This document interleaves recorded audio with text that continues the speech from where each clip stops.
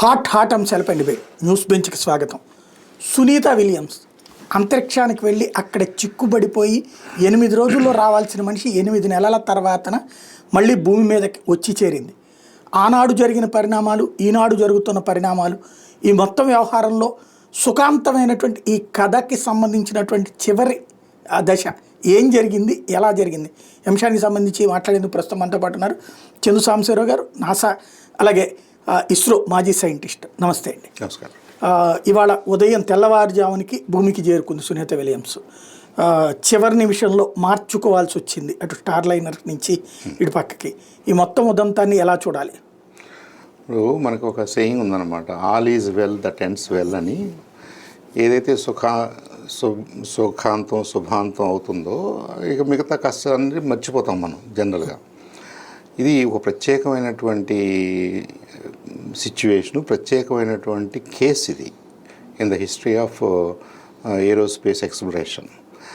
కాబట్టి డెఫినెట్గా 7 రోజుల కోసం 8 రోజుల కోసం ఒక మిషన్లో వెళ్ళిన 2 ఆస్ట్రోనాట్స్ వాళ్ళు వెళ్ళిన స్పేస్ మాడ్యూల్లో ఉన్న టెక్నికల్ ఇబ్బందుల వల్ల తిరిగి రాలేక వాళ్ళు స్పేస్ స్టేషన్లో ఉండిపోయి ఉన్నాం కదా అని చెప్పేసి డేలా పడకుండా రెగ్యులర్ మిషన్లో ఉన్న వాళ్ళు ఎంత హుషారుగా ఎంత యాక్టివ్గా యాక్టివిటీస్ చేశారో వీళ్ళు కూడా అంతే రెస్పాన్సిబిలిటీ తోటి గత 9 నెలలుగా పనిచేశారు.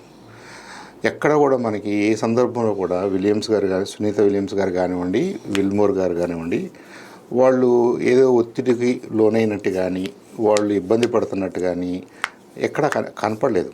ఇన్ఫ్యాక్ట్ మొదట్లో ఎంత హుషారుగా ఉన్నారో రాను ఇంకొద్దిగా హుషారుగా ఉన్నారు. వాళ్ళ మెసేజెస్ అన్నీ కూడా ఎందుకంటే as a committed astronauts scientist అనుకోండి, వాళ్ళకి ఆ స్పేస్లో పనిచేయటం, ఆ ఇంటర్నేషనల్ స్పేస్ స్టేషన్లో పనిచేయటం అనేది మనందరికీ కోరిక, డ్రీమ్ లాగా ఉన్నది. వాళ్ళకి రియలైజ్ అయింది.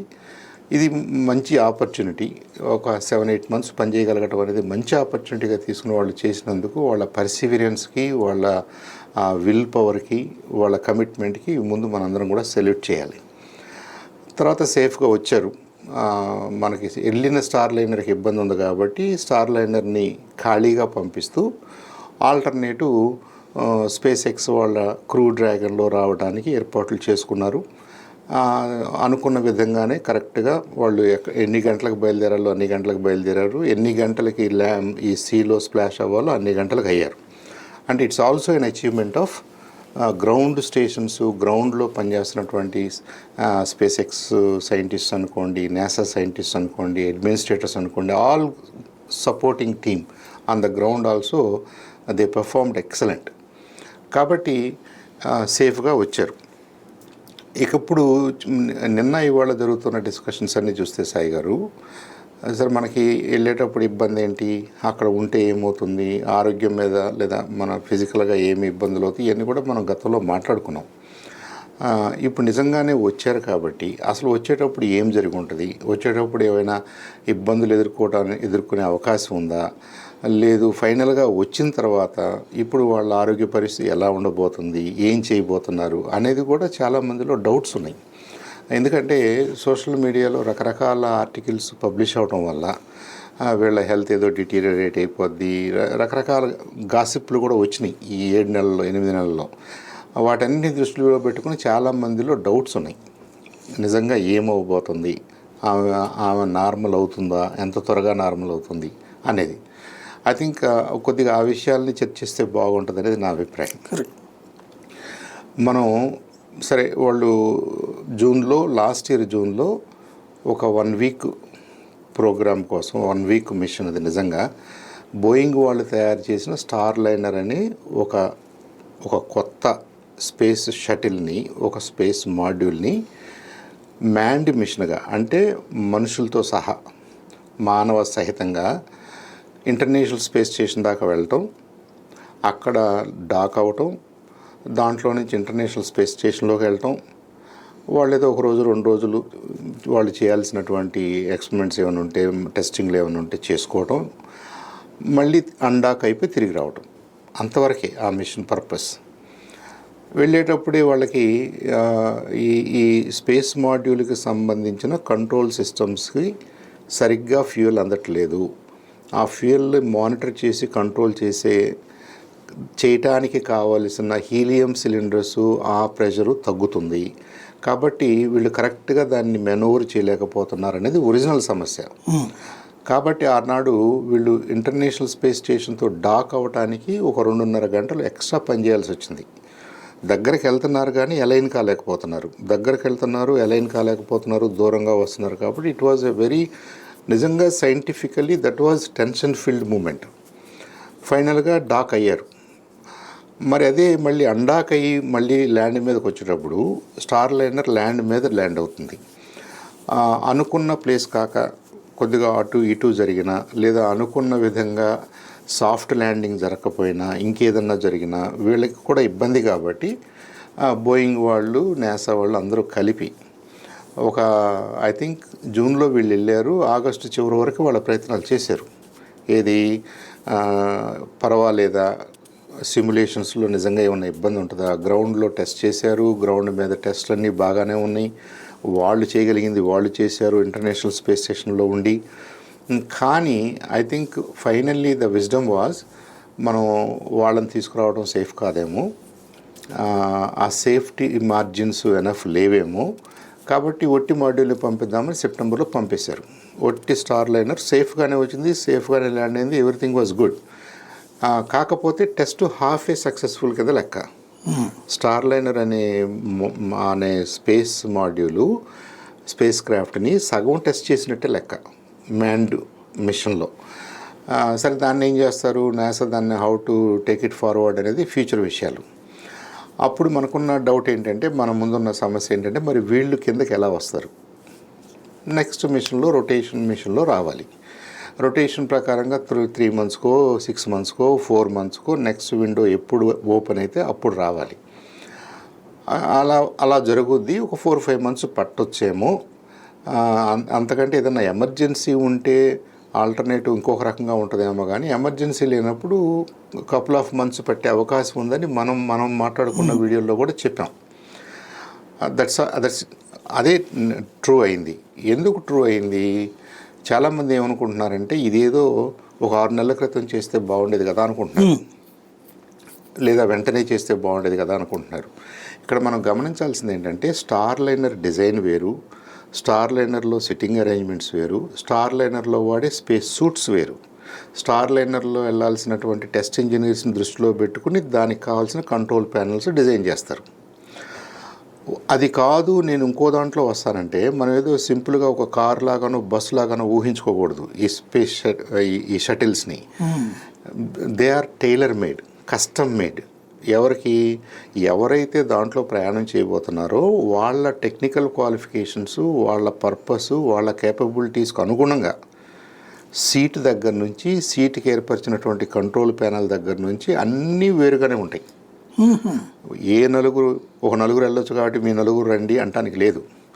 సో ఏ నలుగురు లేదా ఏ ఇద్దరు అనే ప్రశ్న వచ్చినప్పుడు ఆ నలుగురిని మనం ఒక 2 సంవత్సరాలు 3 సంవత్సరాల ముందు నుంచి ట్రైన్ చేస్తూ ఉంటాం. ఒక 2 సంవత్సరాల విండోలో కానీ వాళ్ళని రెడీ చేయం. అంటే స్పేస్ ఎక్స్లో ఇవాళ పైకి వెళ్ళిన నలుగురు వాళ్ళు బహుశా ఒక 2 ఇయర్స్ నుంచి ఈ డ్రాగన్లో వెళ్ళటానికి, మొన్న 14వ తారీఖున 14వ తారీఖున వెళ్ళటానికి వాళ్ళు రెడీ అవుతున్నారు.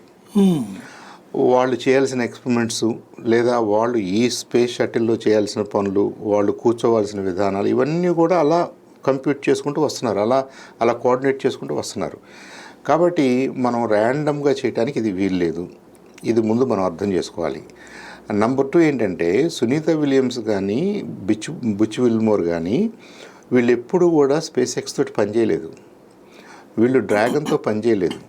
డ్రాగన్ ఇంటీరియర్ వీళ్ళకి తెలీదు. డ్రాగన్లో వీళ్ళ కోసం గతంలో సీట్స్ కానీ కంట్రోల్ ప్యానల్స్ కానీ అరేంజ్ అయ్యి లేవు. సో ఏం చేయాలి అప్పుడు మనం? నెక్స్ట్ మిషన్లో పైకి వీళ్ళకి కావాల్సిన సూట్స్ పంపాలి. స్టార్ లైనర్లో సూట్స్ వేరు, వాళ్ళు వేసుకునేది ఓవరాల్స్ అవి వేరు, వీళ్ళు స్పేస్ ఎక్స్ వాడేది వేరు. సో ఇవి ముందు అక్కడ పంపగలగాలి. అవి వాళ్ళు ట్రై చేయాలి. వాళ్ళు దాంతో సిమ్యులేట్ చేసుకొని వాళ్ళు ముందు దే షుడ్ ఫీల్ కంఫర్టబుల్. అది ఒక ఫేజు. తర్వాత వాళ్ళని డ్రాగన్లో మీకు 2 సీట్లు అసైన్ చేసిన తర్వాత ఆ 2 సీట్లలో వీళ్ళు ఏమేమి చేయాల్సి వస్తుంది, వీళ్ళకి ఎనఫ్ సిమ్యులేషను ఎనఫ్ ఎక్స్పీరియన్స్ లేకపోతే ఆ బాధ్యత కూడా మిగతా ఇద్దరికి చెప్పాలి, షేర్ చేసుకోవాలి కదా. ఉన్న నలుగురు కూడా వాళ్ళు ఏం చేతులు కట్టు కూర్చోలేదు, వాళ్ళు చేయాల్సిన పనులు కూడా ఉంటాయి. సో అవన్నీ జరగటానికి కొంత టైం పట్టుద్ది.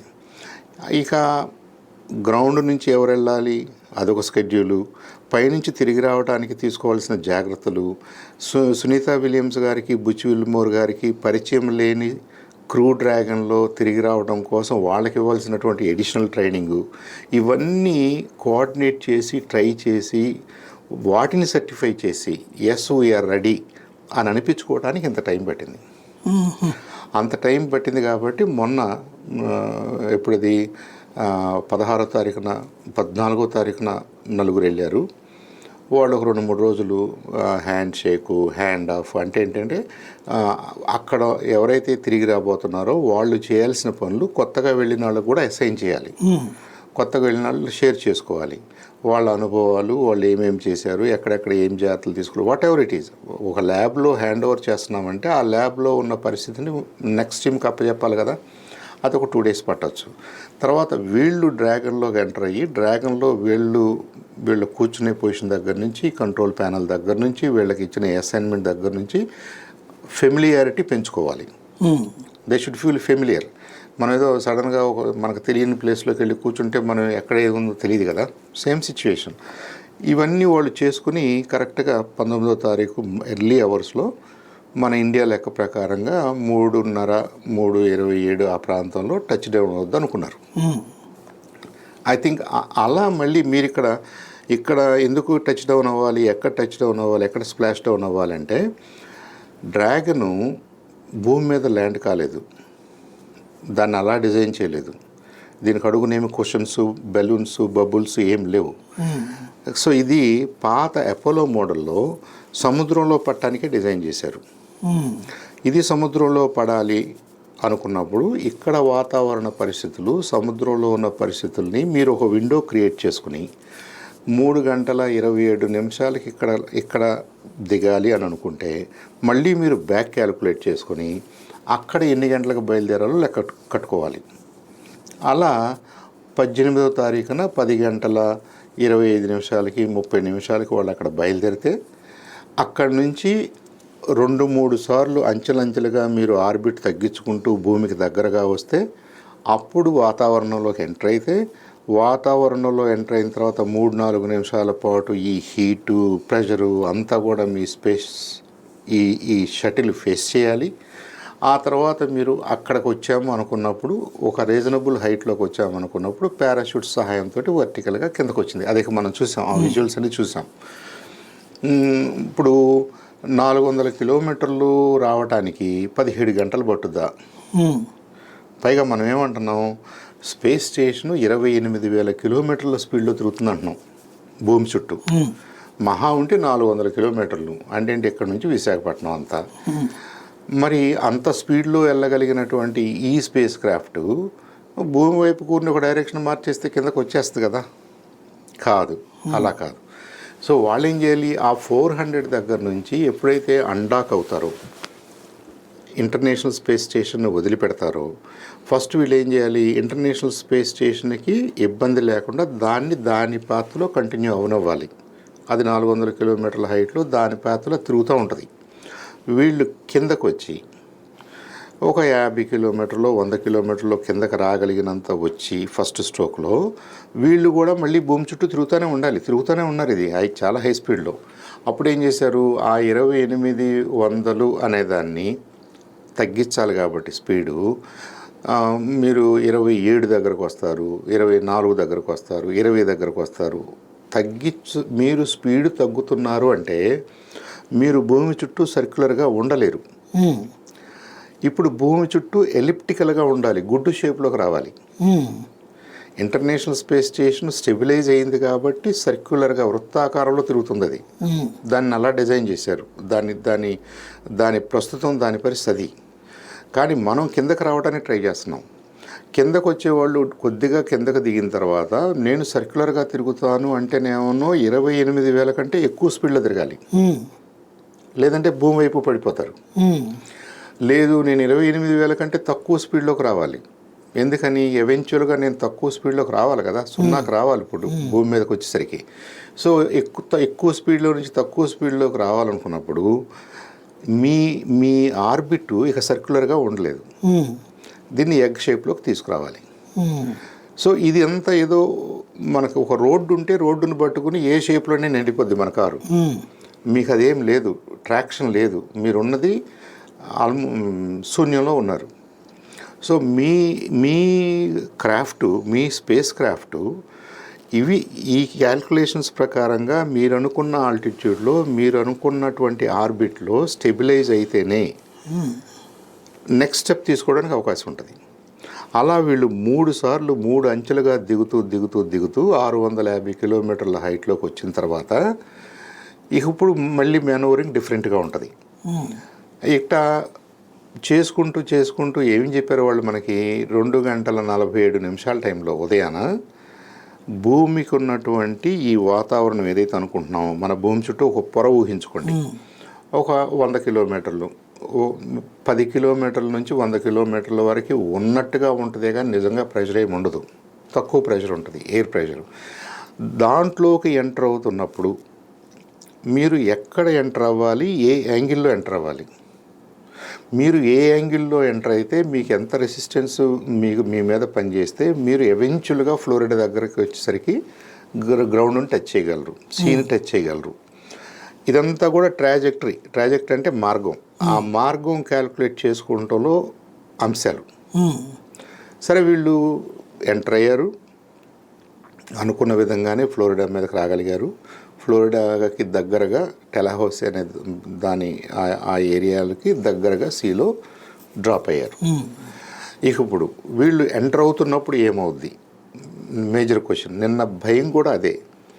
మీరు శూన్యంలో ఉన్నప్పుడు సర్క్యులర్ ఆర్బిట్లో నుంచి ఒక ఎలిప్టికల్ గుడ్ షేప్ ఆర్బిట్లోకి వెళ్ళటం అనేది ఒక అంశం అయితే, అది 2-3 రకాలుగా మీరు తగ్గుతూ కిందకు వస్తే అప్పుడు మీ స్పీడ్ ఎంత ఉండాలి, మీ లొకేషన్ ఎక్కడుంది, మీరు అల్టిమేట్గా మనం వెళ్ళాల్సింది ఫ్లోరిడా అనుకుంటున్నాం కాబట్టి, ఫ్లోరిడా పక్కన అంటే ఈస్ట్ కోస్ట్, అమెరికాకి ఈస్ట్ కోస్ట్, అక్కడ దిగాలనుకుంటున్నాం కాబట్టి ఏ పాయింట్లో మీరు ఎంటర్ అవుతారు, ఏ యాంగిల్లో ఎంటర్ అవుతారు, ఎన్ని క్యాల్కులేషన్ చేసుకుంటారు.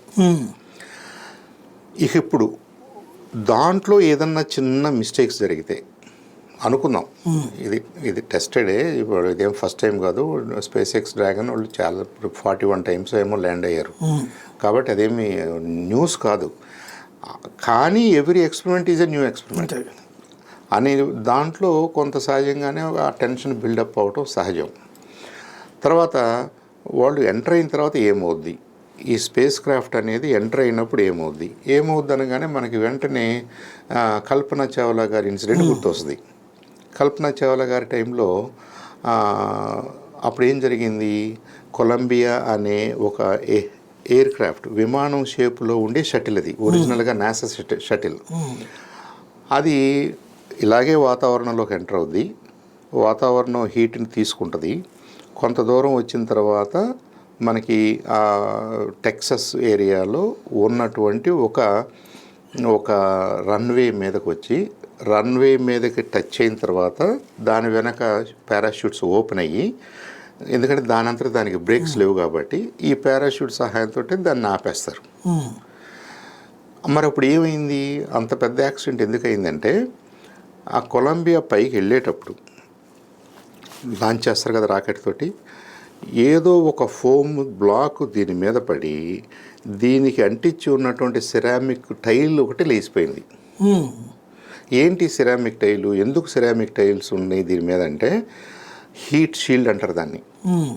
మనం ఒక వస్తువు ఎయిర్లోకి ఎంటర్ అయినప్పుడు, బాగా స్పీడ్లో, హై స్పీడ్లో ఎంటర్ అయినప్పుడు దాని ఎదురుగా ఉన్న ఎయిర్ కంప్రెషన్ ఒకటి, ఈ ఫ్రిక్షన్ ఒకటి, ఈ రెండిటి వల్ల బాగా వేడెక్కుద్ది. ఎంత వేడెక్కుద్ది అంటే 1600-1700 డిగ్రీల సెంటీగ్రేడ్ వరకు వేడెక్కుద్ది. అంటే మనకు తెలిసిన metals, most of the metals కరిగిపోయే పరిస్థితికి వస్తుంది, అంత వేడెక్కుద్ది. సో మరి ఇది స్పేస్ షటిల్ పైకి వెళ్ళేటప్పుడు మీకు ఆ ప్రాబ్లం అనిపించకపోవచ్చు. ఇది ఎవెన్చువల్గా కిందకు రావాలి కదా, వచ్చినప్పుడు ఇది ఈ సిచ్యువేషన్ ఫేస్ చేస్తుంది కదా, ఈ సిచ్యువేషన్లో నుంచి దాన్ని ప్రొటెక్ట్ చేయడానికి దానికి ఒక షీల్డ్ కావాలి, ఒక కవచం కావాలి. ఆ కవచం ఆ రోజుల్లో tiles, ceramic tiles, specially made ceramic tiles. So దాని చుట్టూ అంటించుండే అనమాట. అంటించిన దాంట్లో ఒకటి లేచిపోయింది అనుకోండి, దాని కింద ఉన్నటువంటి మెటల్ బాడీ, మెటల్ స్ట్రక్చరు ఈ హీట్ తీసుకోవాల్సి వస్తుంది. అదే జరిగింది. ఆ హీట్ తీసుకోవటంలో ఎప్పుడైతే ఒక స్పాట్ మీకు బాగా వేడెక్కి మెల్టింగ్ పరిస్థితికి వచ్చిందో మొత్తం స్ట్రక్చరల్లీ అన్స్టేబుల్ అయిపోయింది, ట్విస్ట్ అయిపోయింది, బ్రేక్ అయిపోయింది. కనీసం కొన్ని 100 కిలోమీటర్ల పొడవున దాని శకలాలు పడి, దాంతోపాటు కూడా అన్ఫార్చునేట్లీ ఆ ఉన్న యాస్ట్రోనాట్స్ అందరూ కూడా చనిపోయారు. సో ఇది మనకు గుర్తొస్తుంది కాబట్టి రీఎంట్రీ అనగానే అది గుర్తొస్తుంది మనకి. మరి ఈ డ్రాగన్ ఎంత సేఫ్గా రీఎంటర్ కాగలదు, దీనికి ఉన్న హీట్ షీల్డ్ నిజంగా ప్రొటెక్ట్ చేస్తుందా అనేది ఒక డిస్కషన్. ఇక్కడ ఆ కొలంబియా యాక్సిడెంట్ అయిన తర్వాత ఏం చేశారంటే హీట్ షీల్డ్స్ మెటీరియల్స్ మార్చారు, డిజైన్ మార్చారు, మ్యానుఫ్యాక్చరింగ్ స్టైల్ మార్చేశారు. ఇప్పుడు మనకు టైల్స్ లేవు, టైల్స్ అంటించటలా. పైకా ఎక్స్ అనే మెటీరియల్, ఇది ఒక పాలిమరిక్ మెటీరియల్ అనుకుంటే, ఇది ఎబ్లేటివ్ మెటీరియల్ అంటారు. ఎబ్లేటివ్ మెటీరియల్ అంటే ఏంటంటే, సపోజు నాది ఒక బాడీ ఉంది, ఇది ఇలా బాగా స్పేస్లో వస్తుంది, ఈ ఫేసు వేడెక్కుతుంది. వేడెక్కినప్పుడు ఇక్కడ టైల్ ఉందనుకోండి, అది అలా ఉండిపోయేది. ఆ వేడికి ఆ టైల్ వేడెక్కుద్దే కానీ ఏం కాదు, ఇంకా బాడీ లోపల ఉన్న బాడీ వేడెక్కదు. అది పాత మోడల్. ఇప్పుడు ఏం చేశారు, ఈ ఎబ్లేటివ్ మోడల్ అంటే, ఎబ్లేటివ్ మెటీరియల్ అంటే వేడెక్కే కొద్దీ, ప్రెజర్ పెరిగే కొద్దీ ఒక పొర ఆవిరైపోతూ ఉంటుంది. ఇది ఆవిరైపోయి పక్క వెళ్ళిపోతూ ఉంటుంది. అంటే మీరు ఒక ఇంచ్ థిక్నెస్ ఉన్నటువంటి మెటీరియల్, ఒక అంగుళం థిక్నెస్తో మెటీరియల్ ఉందనుకోండి, అది అది అది ఆ ట్రావెల్ చేస్తూ కిందకు వచ్చే కొద్దీ, వేడెక్కుతున్న కొద్దీ ఆ వేడికి ఇది ఆవిరైపోయి పక్క వెళ్ళిపోద్ది. ఇది ఊడిపోవడానికి అవకాశం లేదు, ఎందుకంటే ఇది అంటించలా, ఇది యాక్చువల్గా ఫ్యాషన్ చేశారు. ఫ్యాషన్ చేయటం అంటే మీకు బిగిచ్చారు దానికి మెయిన్ స్ట్రక్చర్కి. సో దీనికి ముందు ఏదైతే మీరు ఊహించుకుంటున్నారో, దీని చుట్టూ ఏదైతే తొడుగు ఒకటి ఊహించుకుంటున్నారో, ఇది ఏది లేచిపోవడానికి అవకాశం లేదు, నంబర్ 1. రెండవది, ఇది ఎంత వేడెక్కినా కానీ ఇది కరిగి ఆవిరైపోద్దే కానీ మెయిన్ బాడీకి హీట్ని తగలనివ్వదు. ఈ 2 ప్రొటెక్షన్స్ కొలంబియా యాక్సిడెంట్ తర్వాత తీసుకున్నారు. నాసా వాళ్ళు మెటీరియల్ డెవలప్ చేశారు, పైకా అనే మెటీరియల్. ఈ స్పేస్ ఎక్స్ వాళ్ళు దాన్ని ఎలా మ్యానుఫ్యాక్చర్ చేయాలో మాస్టర్ చేశారు. ఇద్దరికి పేటెంట్స్ ఉన్నాయి, అది చేయగలుగుతున్నారు. అదే ఈ డ్రాగన్ కూడా అదే వాడారు, అదే అన్ని డ్రాగన్లకు అదే వాడుతున్నారు. సో నిజంగా ఇదంతా విషయం అర్థమైనప్పుడు మనకి హీట్ షీల్డ్ వల్ల ప్రమాదం లేదు, అలాంటి యాక్సిడెంట్ జరగడానికి అవకాశం లేదని అయితే తెలిసిపోతుంది. అదే జరిగింది, ఏం ఇబ్బంది ఏం లేదు. హీట్ షీల్డ్ పర్ఫెక్ట్గా పనిచేసింది. వీళ్ళు చక్కగా ఒక హైట్కి వచ్చిన తర్వాత, ఏ హైట్కి, ఒక 18,000 అడుగులు హైట్కి వచ్చిన తర్వాత ఒక 2 పారాషూట్స్ ఓపెన్ చేస్తారు. దాన్ని డ్రోగ్ పారాషూట్స్ అంటారు. అవి ఏం చేస్తాయంటే, ముందు ఇది తిరగకుండా, అటు ఇటు చుట్టూ తిరగకుండా ఒక పొజిషన్లో ఉండేలాగా స్టెబిలైజ్ చేస్తూ దీని స్పీడ్ని వెనక్కి లాగుతుంది. ఇప్పుడు పారాషూట్ ఓపెన్ అయింది అనుకోండి, దీంట్లో ఎయిర్ ప్రెషర్ ఉంది కాబట్టి ఇది కిందకి పట్టడానికి ఇష్టపడదు, కాబట్టి కింద ఉన్న బాడీ స్పీడ్ తగ్గిపోతూ ఉంటుంది. సో ఈ 2 అలా ఉండగా ఒక 100 ఫీటు, ఒక 150 ఫీటు హైట్లోకి వచ్చేసరికి మిగతా 2 సపోర్టింగ్ పారాషూట్స్ కూడా ఓపెన్ చేస్తారు. ఇప్పుడు ఏమవుద్ది, ఇక మీరు వస్తున్న స్పీడ్ కాస్త నిదానంగా ఆల్మోస్ట్ 0కి వచ్చే అంత స్లోగా వచ్చింది. ఎందుకంటే మీరు నీళ్ల మీద ఇంకా ఊరినట్టు ఏదో రాయేసినట్టు వేయలేరు కదా, అంతే కదా. ఆ ఇంపాక్ట్కి మళ్ళీ లోపల వాళ్ళకి ఇబ్బంది అవుతుంది. ఈ స్ట్రక్చర్ కూడా ఇబ్బంది జరగవచ్చు. కాబట్టి దాన్ని చాలా తక్కువ స్పీడ్లో టచ్ అయ్యేటట్టుగా చేస్తారు. దాన్ని స్ప్లాష్ అవుతుంది కాబట్టి, వాటర్ ఎంతో కొంత స్ప్లాష్ అవుతుంది కాబట్టి స్ప్లాష్ టచ్ డౌన్ అంటారు. నీళ్లు చిందినట్టు కనిపించింది కదా మనకి, స్ప్లాష్ టచ్ డౌన్ అంటారు.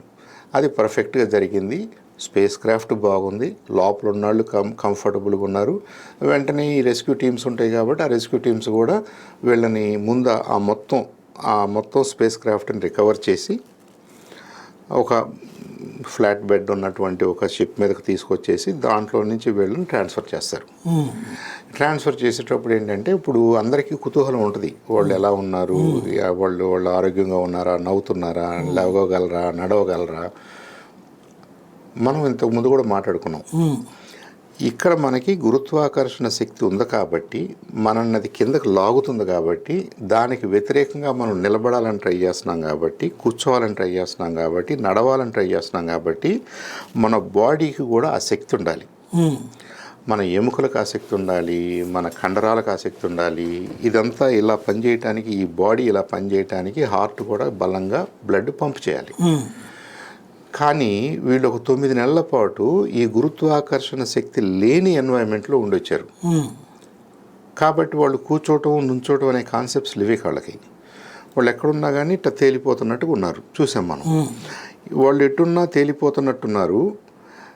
కాళ్ళు ఎక్కువ పనిచేస్తున్నాయా, తల ఎక్కువ పనిచేస్తుందా, దేనికి ఎక్కువ బలం కావాలనే కాన్సెప్ట్ పోయింది. కాబట్టి హార్ట్ కూడా మర్చిపోద్ది ఏ ఏరియాకి ఎంత బ్లడ్ పంపు చేయాలి, ఏ ఫోర్స్తో పంపు చేయాలనే విషయాలు హార్ట్ కూడా మర్చిపోవటం. అంటే ఆ ఉన్న పరిస్థితికి అలవాటు అవుతుంటుంది. ఆ ఉన్న పరిస్థితికి మైల్డ్గా పంపు చేస్తే చాలుగా, అంతే. ఇలా మైల్డ్గా పంపు చేయటం అంటే ఏంటి, హార్ట్ కూడా ఒక కండరమే కాబట్టి, మజిలే కాబట్టి హార్ట్ కూడా వీక్ అవుతుంది. సో హార్ట్ కొంత వీక్ అయ్యే అవకాశం ఉంది, హార్ట్ మజిల్ వీక్ అయ్యే అవకాశం ఉంది. మనకి మనం నుంచుని ఉంటాం, కూర్చుని ఉంటాం అనే కాన్సెప్ట్స్ లేవు కాబట్టి మన కాళ్ళల్లోకి ఎక్కువ బ్లడ్ వెళ్ళకుండా మన తలలోకి ఎక్కువ బ్లడ్, తల దగ్గరగా ఉంది కాబట్టి తలలో ఎక్కువ బ్లడ్ వెళ్ళటానికి ఆ ఎన్వైరన్మెంట్కి వెళ్ళి 9 నెలలు అలవాటు అయిపోయారు. ఇప్పుడు కిందకు వచ్చి ఇప్పుడు వీళ్ళని నుంచోవాలని ట్రై చేశారనుకోండి, ఒకటి ఈ బోన్స్కి అలవాటు తప్పిపోయింది, కండరాలకు అలవాటు తప్పిపోయింది. 2 ఇక్కడికి రాగానే ఇన్నాళ్ళు బ్లడ్ ఏదో తేలిగ్గా తేలిపోతున్నట్టున్న బ్లడ్ ఇప్పుడు సడన్గా హార్ట్ బలంగా నొక్కితే కానీ కింద దాకా వెళ్ళదు, బలంగా నొక్కితే కానీ పై దాకా వెళ్ళదు. లేదు, ఉన్న బాడీలో ఉన్న బ్లడ్ అంతా కిందకు రావాలని ట్రై చేస్తే తలలో బ్లడ్ ప్రెషర్ తగ్గిపోద్ది, కాబట్టి కళ్ళు తిరిగి పడిపోతారు. ఇవన్నీ ఫస్ట్ 1 or 2 minutes 3 minutesలో జరిగిపోవడానికి అవకాశాలు ఎక్కువ ఉన్నాయి. కాబట్టి ఆ ఫస్ట్ 1 hour అనేది చాలా క్రిటికల్ పీరియడ్ మెడికల్లీ. వీళ్ళు వెంటనే అది ల్యాండ్ అయిన తర్వాత వీళ్ళ హరీ ఏంటంటే వాళ్ళని ముందు రికవర్ చేసి, ముందు వాళ్ళ సేఫ్టీ చూస్తూ హెల్త్ పాయింట్ ఆఫ్ వ్యూలో ఇక వైటల్స్ అన్నీ మానిటర్ చేస్తూ హార్ట్ ఎలా ఉంది, ఇంకోటి ఎలా ఉంది బయటకు తీసుకొచ్చారు. 1 by 1 తీసుకొచ్చినప్పుడు ఎలా తీసుకొచ్చారు, దాదాపుగా ఆ ఫ్యూ సెకండ్సే వాళ్ళు పట్టుకున్నారు. కానీ మిగతా అంతా కూడా పడుకున్న పొజిషన్లోనే పెట్టాలి. కాబట్టి ఒక స్ట్రక్చర్ లాంటి దాని మీద పడుకోబెట్టి, ఇది కొద్దిగా చైర్లాగా ఉంది కాబట్టి వాళ్ళు మనల్ని విష్ చేయాలి కాబట్టి వాళ్ళ ఫేస్ మనకు కనపడాలి కాబట్టి కాసేపు మనకు కనపడిచ్చారు, చూపించారు. ఇక ఆ తర్వాత మళ్ళీ పడుకోబెడతారు. పడుకోబెట్టినందువల్ల వచ్చే అడ్వాంటేజ్ ఏంటంటే గురుత్వాకర్షణ శక్తి మన బాడీ మీద యూనిఫామ్గా పనిచేస్తుంది కాబట్టి బ్లడ్ అక్కడికి ఎక్కువ వెళ్ళాలా, ఇక్కడికి ఎక్కువ వెళ్ళాలా అనేది గురుత్వాకర్షణ శక్తి అంత ఇన్ఫ్లుయెన్స్ చేయలేదు కాబట్టి అన్ని పార్ట్స్కి యూనిఫామ్గా వెళ్తుంది. హెడ్ డిజీగా అవ్వకుండా వాళ్ళు కాన్షియస్గానే ఉంటారు. వాళ్ళని మనం బలవంతంగా నిలబెట్టాలని ట్రై చేస్తే ప్రమాదం జరిగే అవకాశం ఉంది. సో అది వాళ్ళకి తెలుసు, ఇవన్నీ కూడా టెస్టెడ్. ఇప్పటివరకు సాయి గారు ఇంటర్నేషనల్ స్పేస్ స్టేషన్లో 260 మంది పైగా వెళ్ళారు, పనిచేశారు, వచ్చారు. వాళ్ళ బాడీస్ని బట్టి వాళ్ళ పరిస్థితులు ఎట్టా మారినాయో కూడా నాసా మొత్తం ట్రాక్ చేసింది. వాళ్ళ దగ్గర అన్ని డేటాలు ఉన్నాయి, అందరి విషయాలు తెలుసు వాళ్ళకి, ఏమి మార్పులు వస్తాయో. అలాగే సునీత విలియమ్స్ గారి విషయంలో ఏం మార్పు వస్తుంది, విల్మోర్ విషయంలో ఏమొస్తుంది, నిక్ హేక్ ఏమైంది, లేదంటే రష్యన్ ఉన్నాడు అక్కడ గోర్బనోవ్ అని, ఆయనకి ఎలా ఉంది, ఇవన్నీ కూడా వాళ్ళకి తెలుసు. కాకపోతే ఈ ట్రాన్సిషన్ టైంలో కొద్దిగా జాగ్రత్త చేసుకుంటారు. వీళ్ళని అక్కడి నుంచి రిహాబిలిటేషన్ సెంటర్కి మూవ్ చేస్తారు. రిహాబిలిటేషన్ సెంటర్కి మూవ్ చేసినప్పుడు ఏమవుద్ది, వాళ్ళు మన భూమి మీద ఉన్నారా, మన వాతావరణానికి ఎక్స్పోజ్ కావచ్చా సడన్గా అంటే కాకూడదు. మనకు ఇప్పుడు కరోనా టైంలో ఎవరికో అందరూ ఒకరికొకళ్ళు ఎక్స్పోజ్ కాకూడదు కాబట్టి మనం మాస్క్ వేసుకున్నాము. ఇంకా సీరియస్ అన్నప్పుడు మొత్తం ఓవరాల్స్ వేసుకున్నాము, డాక్టర్స్ మొత్తం సూట్ వేసుకున్నారు మన దగ్గరకు రావాలంటే, జరిగినాయి కదా.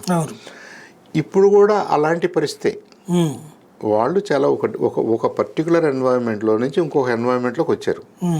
కాబట్టి వీళ్ళని సేఫ్గా ఐసోలేట్ చేసి పెట్టాల్సిన అవసరం ఉంది. దాన్నే క్వారంటైన్ అంటారు.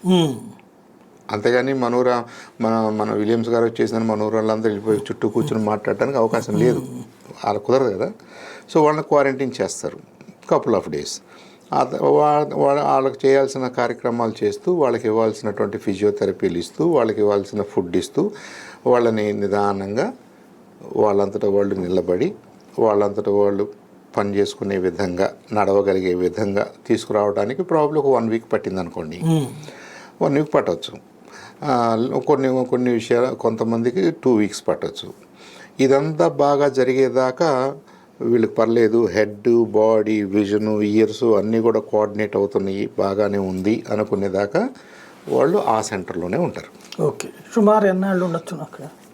అంటే కొంతమంది 2 వీక్స్, కొంతమంది 3 వీక్స్, కొంతమంది 2 months వరకు ఉన్న కేసులు కూడా గతంలో ఉన్నాయట.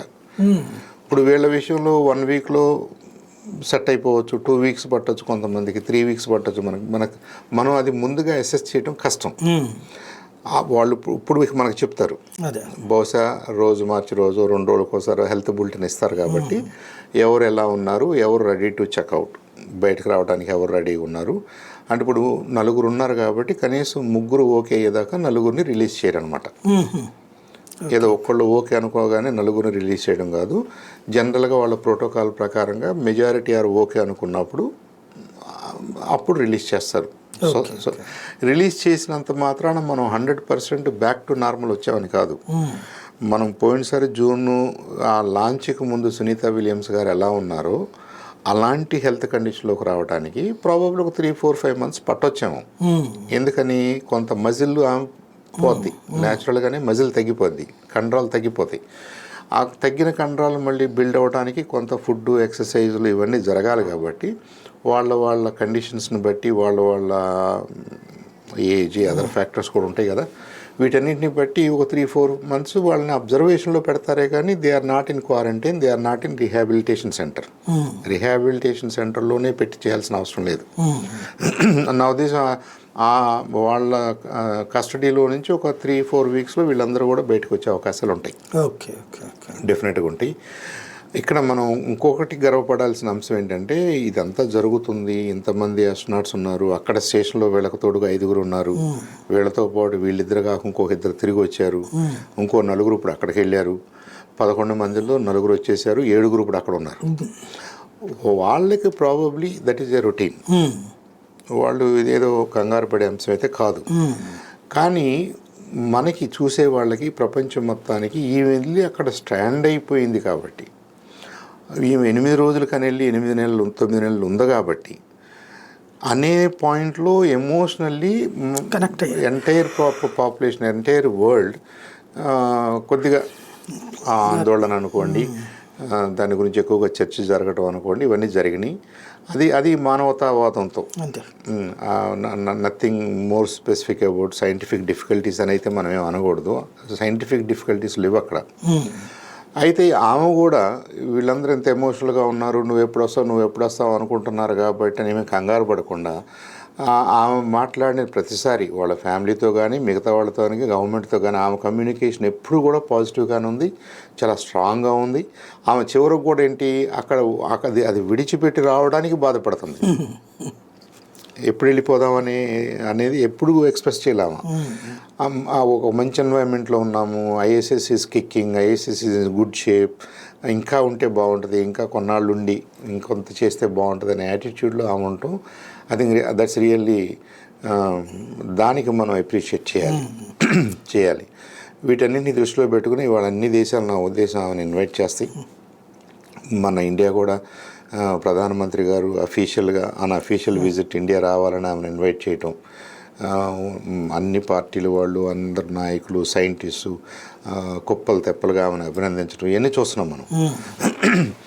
ఇది ఇంత జరుగుతున్నప్పుడు మనకు కూడా ఒక లెసన్ ఏంటంటే, మన లైఫ్ టైంలో ఇంతకంటే breakthrough experiments, breakthrough ప్రోగ్రామ్స్లో పనిచేసిన వాళ్ళు ఆస్ట్రోనాట్స్ ఉన్నారు, సైంటిస్ట్ ఉన్నారు. కానీ ఆ రోజున మీడియా ఎంత బలంగా లేదు, ప్రజలకి దగ్గరగా ఏం జరుగుతుందో చెప్పేవాళ్ళు, చూపించేవాళ్ళు లేరు. అప్పుడు ప్రజల్లో కూడా అవగాహన అదర్వైజ్ కూడా సైంటిఫిక్ అవగాహన తక్కువగా ఉంది. కాబట్టి నీల్ ఆమ్స్ట్రాంగ్ వెళ్ళాడు, ఎవరో వెళ్ళాడంట, తర్వాత మనం 2 ఏళ్ల తర్వాత పుస్తకంలో బిట్టుగా చదువుకుంటున్నామే కానీ అది జరిగిన రోజున మనకు తెలియదు. అలాగే గెగారిన్ స్పేస్లోకి వెళ్ళాడంట, రష్యన్ సైంటిస్టు అని ఎప్పుడు చదువుకున్నాం మనం? మళ్ళీ 5-6 ఏళ్ల తర్వాత 10 ఏళ్ల తర్వాత టెక్స్ట్ బుక్స్లో చదువుకున్నాం. ఇక్కడ అలా కాదు. Every day every moment by moment ఏం జరుగుతుందో ప్రపంచం అంతా వాచ్ చేసింది. వాచ్ చేయాలనే ఇంట్రెస్ట్ జనరేట్ అవ్వడానికి నా ఉద్దేశం media is the prime reason. Media చేసిన అతి మంచి పనుల్లో ఒక మంచి పని వల్ల ఒక సైంటిఫిక్ ఈవెంట్ని మినిట్ బై మినిట్ వాళ్ళు చూపించగలిగారు, డిస్కస్ చేయగలిగారు, ఎక్స్ప్లెయిన్ చేయగలిగారు. ఇవాళ 700 కోట్ల మందిలో కనీసం ఒక 600 కోట్ల మందికి దీని మీద అవగాహన డెఫినెట్గా పెరిగింది. నిన్న ఒక ఏదో వేరే ఒక ఛానల్లో ఇన్వైట్ చేస్తే వెళ్ళాను సాయి గారు. ఒక చిన్న పాప, ఆమె చక్కగా సూట్ అంతా కొనుక్కుని సునీత విలియమ్స్ గారిలాగా ప్రిపేర్ అయిపోయింది. అంటే ఏంటి, అది ఇవాళ వాళ్ళు జరిగింది కాదు. ఈ లాస్ట్ 4-5 months నుంచి కూడా ఆమెకు ఆ మూడ్లోకి వచ్చేసింది. ఆ మూడ్లోకి వచ్చేసి నిన్న షోలోకి వచ్చి కూర్చుని ఏమవుతావు నెక్స్ట్ అంటే ఆమె అప్పుడు 3వ తరగతి అది చెప్పింది. ఈ విషయాల మీద అవగాహనే కాకుండా పెద్ద అయిన తర్వాత నేను సునీత విలియమ్స్ గారిలాగా నేను యాస్ట్రోనాట్ అవ్వాలి అని మాట్లాడుతుంది. అంటే అంతగా ఇన్స్పైర్ అయ్యారు. ఒక ఎంటైర్ జనరేషన్ ఈజ్ ఇన్స్పైర్డ్ ఈ 8-9 నెలల్లో. అది I think is a major achievement. Correct. అందుకని ఇప్పుడు మన ఆంధ్రప్రదేశ్లో కూడా మనం కొన్ని వేల వీడియోలు తీసుంటారు సాయి గారు. మనం కూడా we should be proud of our achievement also. నేను చెప్తాను ఇంకొక ఆయన పెద్ద ఆయన అన్నమాట కూడా. మరి ఒక తెలుగు అనేది రీజనల్ లాంగ్వేజ్. మనకి ఇక్కడ ఉంటాము, తెలంగాణలో ఉంటారు, ప్రపంచవ్యాప్తంగా తెలుగు వాళ్ళు ఉండొచ్చు. బట్ ప్రైమర్లీ మన పాపులేషన్ ఒక 20 కోట్ల లోపు ఉంటుంది.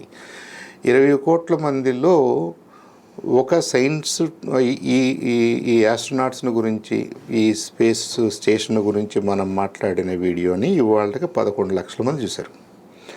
వీళ్ళు యునీక్ వ్యూవర్స్. వీళ్ళల్లో మళ్ళీ మల్టిపుల్ టైమ్స్ చూసిన వాళ్ళు ఉంటారు, అది వేరు. నా ఫోన్ నుంచి నేను ఎన్నిసార్లు చూసినా ఒకసారి చూసినట్టు అంతే. అలా చూసిన వాళ్ళు 11 లక్షలు ఉన్నారు.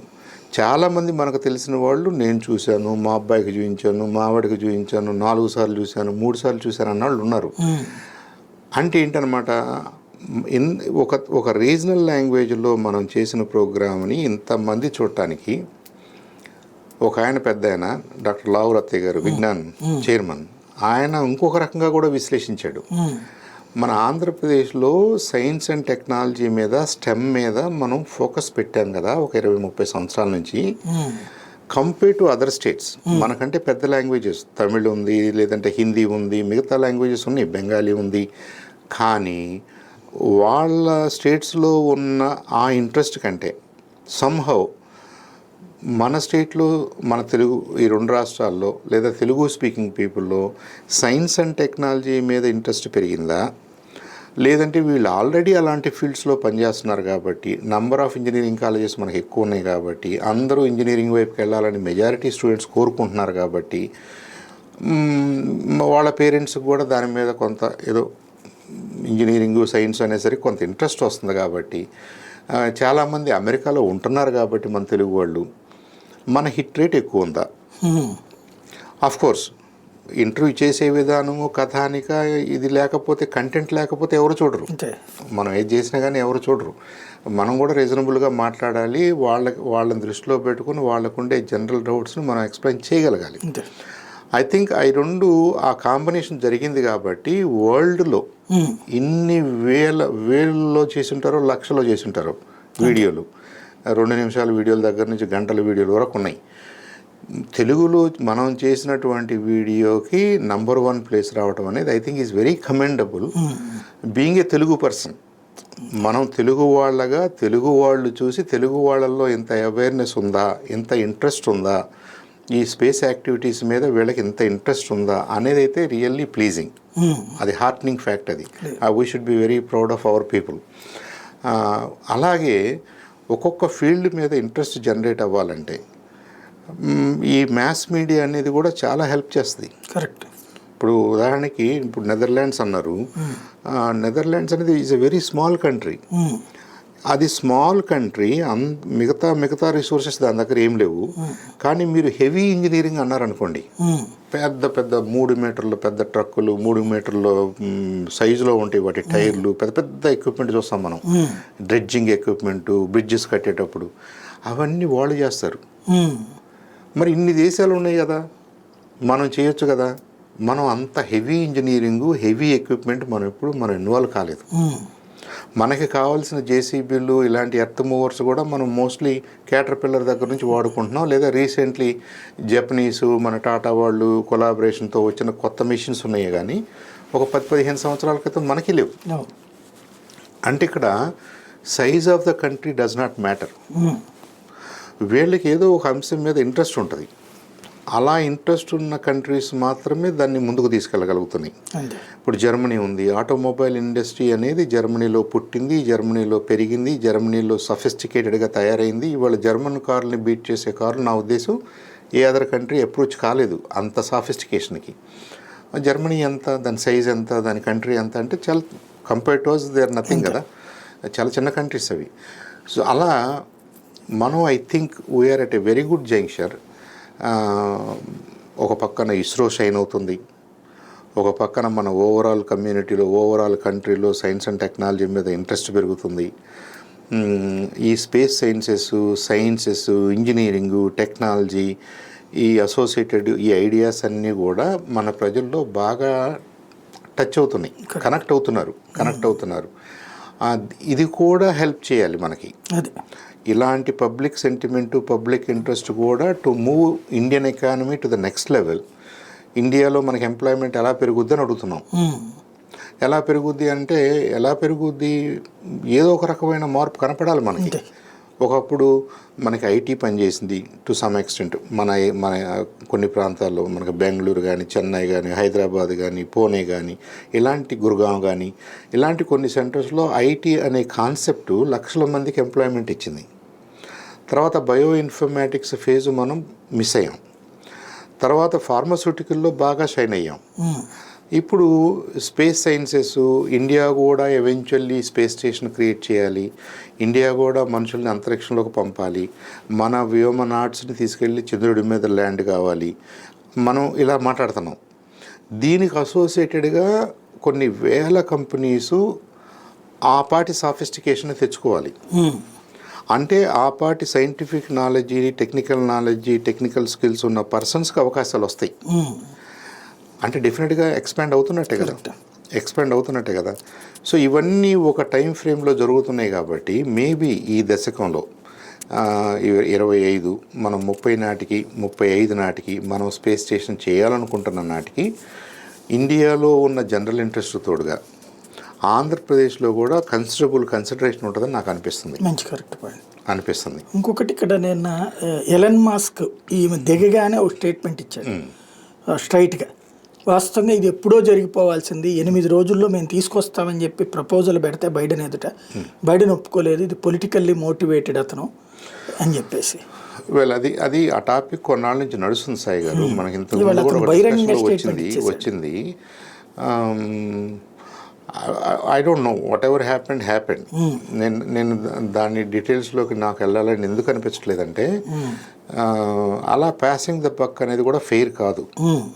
ఇప్పుడు మనం వెళ్ళొచ్చు, రావచ్చు, తీసుకురావచ్చు అనేది ఉన్నప్పటికీ ఒరిజినల్గా ఏం జరిగింది, నాసా వాళ్ళు చేయాల్సిన స్పేస్ షటిల్ ప్రోగ్రామ్ని వాళ్ళు ఆపాలి అనుకున్నారు కాబట్టి 2 ప్రైవేటు ప్లేయర్స్కి, యాక్చువల్గా 3కి ఇచ్చారు.